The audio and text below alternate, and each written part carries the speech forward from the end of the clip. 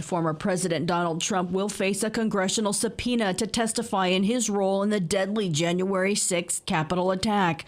The House committee investigating the insurrection held a televised hearing Thursday. Christopher Martinez reports. The committee recapped a now familiar narrative, the big lie and the fact that Trump was in a position to know he lost the election. His multi-pronged scheme to pressure election officials, the Justice Department, and the Vice President.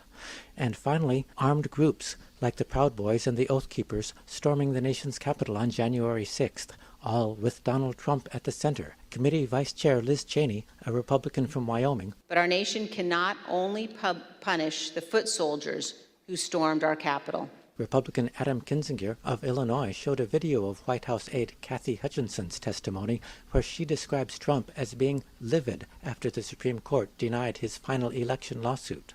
His typical anger outburst at this decision, and the president said something to the effect of, "I don't want people to know we lost, Mark. This is embarrassing. Figure it out. We need to figure it out. I don't want people to know that we lost." California Representative Democrat Adam Schiff described the last desperate prong of Trump's plan to stay in power. The president knew the crowd was angry because he had stoked that anger. He knew that they believed that the election had been rigged and stolen because he had told them falsely that it had been rigged and stolen. And by the time he incited that angry mob to march on the Capitol, he knew they were armed and dangerous. All the better to stop the peaceful transfer of power. The committee does not have any more public hearings scheduled. It's expected to work on a final report and recommendations by the end of this year.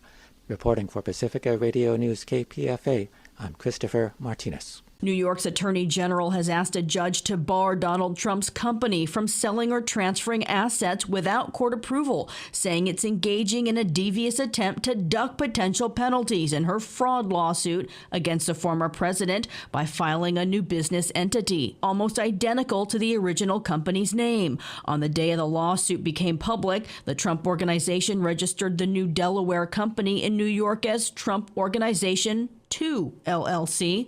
Lawyers for the Attorney General's office say the Trump Organization was going beyond the continuation of its current fraud by now taking steps to restructure its business to avoid existing responsibilities under New York law. The Supreme Court rejected Trump's plea to step into the legal fight over the FBI search of his Florida estate and seizure of classified documents.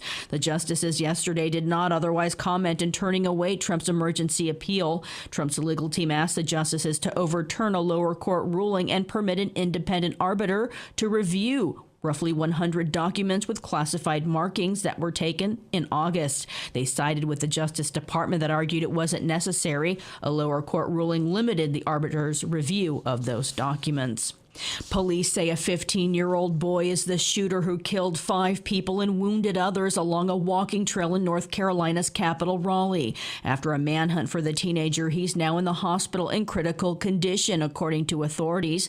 They say he eluded officers for 4 hours before he was cornered in a home and arrested. A 16-year-old boy and an off-duty police officer were among those killed.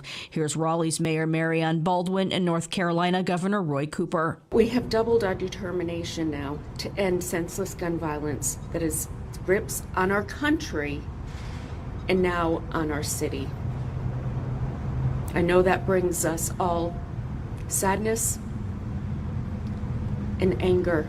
We have to do something. No neighborhood, no parent, no child, no grandparent. No one should feel this fear in their communities. No one. As policymakers, we cannot and we will not turn away from what has happened here.